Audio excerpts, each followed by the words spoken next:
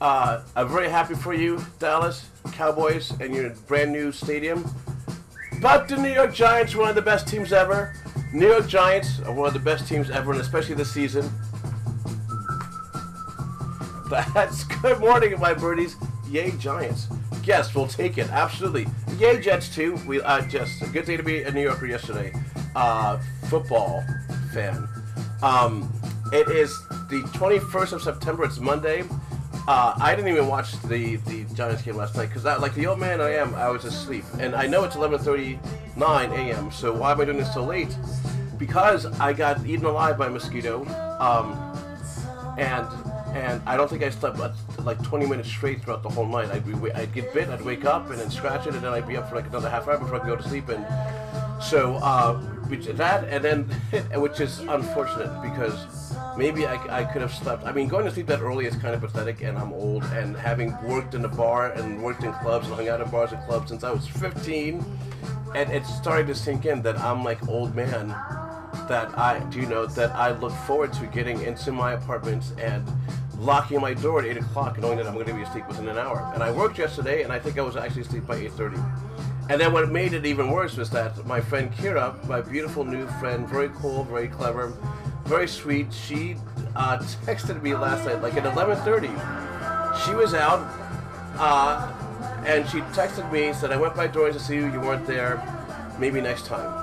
And then I feel like really old. I'm just like, because not only did I miss her phone call because I was asleep, but I was already asleep for 4 hours, almost 3 hours, And I'm like, that's just, But then I don't feel so sorry for being old because there are a lot of things about I missed being young, but no one did it than my crew, my '80s crew, and what's great is that the '80s are still kind of, we have a lot to show for the '80s. The generation, these 2000 kids. They don't really have that much. I mean, they listen to our music from the '80s. Any bar or club, I play my iPod, and the songs that get the most reaction, the people that play the jukebox, they're playing songs from the '80s. The biggest selling band, tours are like Madonna and the Stones and U2. Maybe a Dave Matthews, who actually just did the park, I think, for free, whatever.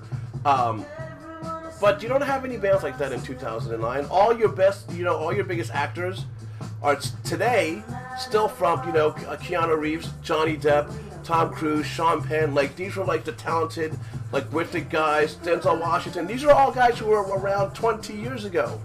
And the 20s have produced no one like that.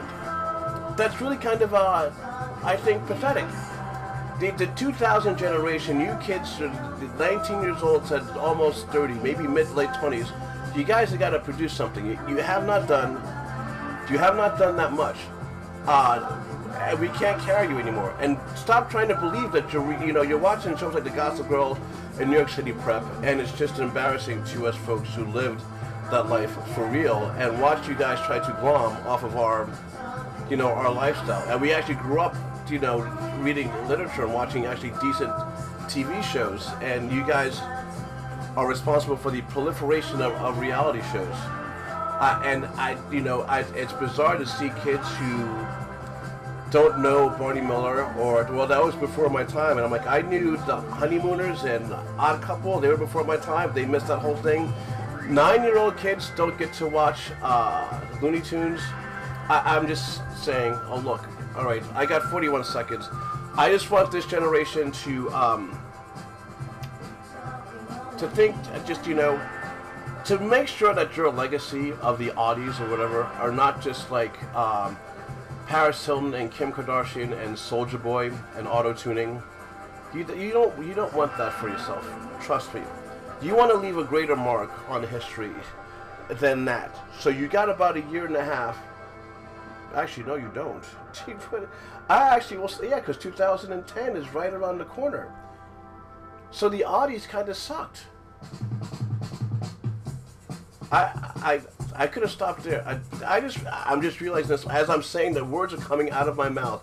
I'm realizing that the Audis are actually over, and you young folks have not produced anything of note, really. And if you disagree with me, I have a lot of friends on Facebook who are part of this generation. Please, I implore you to prove me wrong. Not that anyone can relive the 80s. There was Rome, there was the 20s, and there was the 80s. And, that's a high bar that was set. I don't just want you to, come near it, but just, you got to do more. I mean, just, you got to do more. Having said that, I'm going to give a shout out to my birthday girls. 3 birthdays today, all girls, and all girls that I've known for over 10 years. Part of the generation that actually got it right. Vanessa Belden Green, who hopefully I'll see you this week, still lives in the neighborhood. I've known her 20 years. Dieter's in town, so we should all get together for at least a beer. Keeping in mind that I'm usually in bed and asleep by 9 o'clock at night, but maybe I'll make an exception and relive my youth for a night and pay for it for 3 days later. Mandy Spears, who I've known since she was a teenager. And she still looks like a teenager. Sweetie, it was great to see you in the spring at your reunion. Please come by so we can catch up. Happy birthday to you, Mandy. Happy birthday, Vanessa.